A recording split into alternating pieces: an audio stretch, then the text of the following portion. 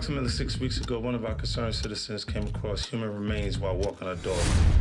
We discovered the remains of 11 women and one unborn child.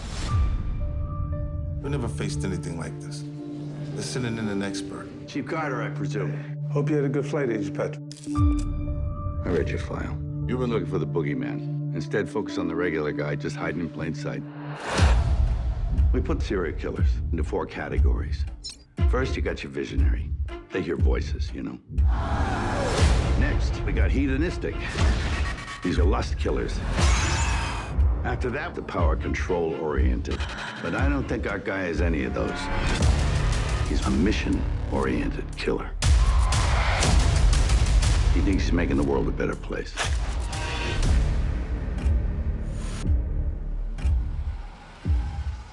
Hey, hon. You looking for a good time? What do you say? You want to do this thing? Oh, you know I do. You telling me the serial killer can be an undercover cop? So it could be anyone. When I looked into his eyes were dead. He's playing God.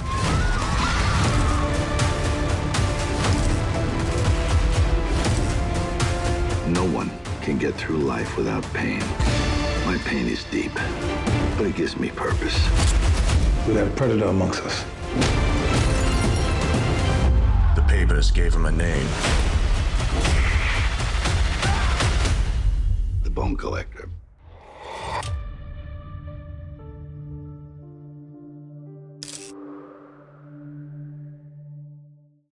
Hey, ladies and gentlemen, boys and girls, children of all ages, we are joined this time in response to the Boneyard that's coming out. We're joined by the lovely, the talented, the extraordinary Nora Zehetner. Say hello, Nora. Thank you. Hi. That's such a lovely greeting. Thank you. You're very welcome. Such a talented actress. Loved you in everything that you do. But the first time I saw you was in the incredible Rian Johnson film Brick many moons ago, and we've loved you ever since. Glad to see you here at Boneyard. What drew you to this project particularly?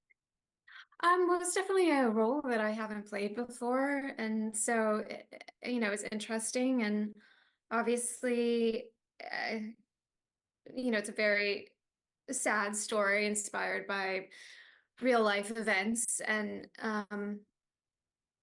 about you know kind of shedding light on these kind of vulnerable communities and marginalized communities and how they get sort of pushed to the side, because as interested in them because of where they came from. So it's nice to see it explored, I think. Yeah, no, I mentioned that That was a actually. very mumbly. I'm so sorry. You were my No, first. it's a great answer, and it's very much what I talked to Asif about the other day when I interviewed him. I asked him what it was like to make a film that was not only about loss, personal loss, but also Mhm. that speaks for the voiceless people who have been abandoned by society and been abandoned by hope, and that they Yeah, too are still human and they too are still worthy of being alive. Sadly, they absolutely. are not. Yeah. Uh, I like that answer.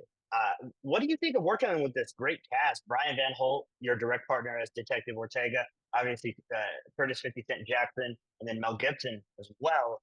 What do you think about this working with this ensemble? It was great. I mean, they're all wonderful and they all had their own processes. I mean, Curtis is he was always on time, and it was he never had his phone on set. I've like never seen an actor with no phone on set. And I was so impressed by that. But yeah, it was a great experience. Brian and I did a little gambling in Vegas. Heck yeah.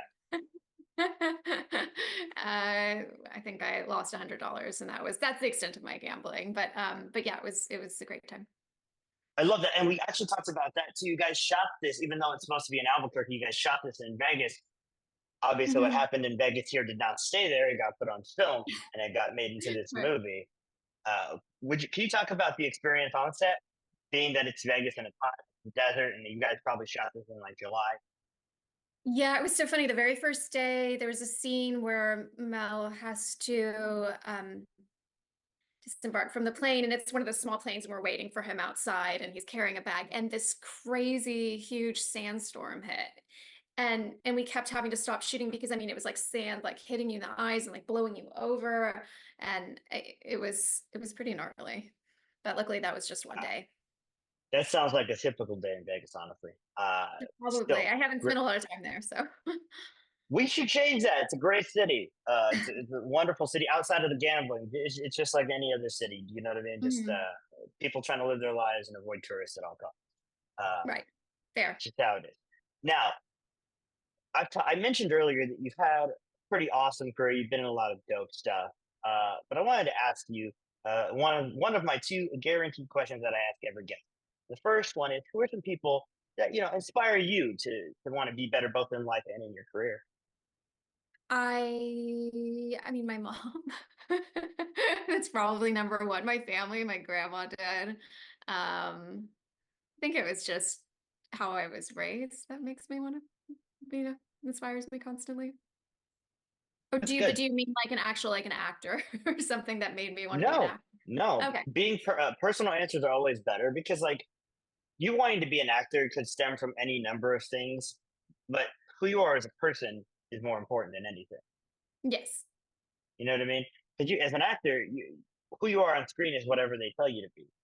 Yes. Who you are Yes. as Nora is so much more important. And I'm glad to see Yeah. that you picked your mom because like moms are amazing. They're literal superheroes. Glad you picked that. The Yes. second question is a little more fun. So I'm gonna ask Okay. it to you. It is also the hardest question of the day. And that Okay. is, if you had to pick two movies to watch for the rest of your life, what would you pick and why? Ooh, that's so tough. I'm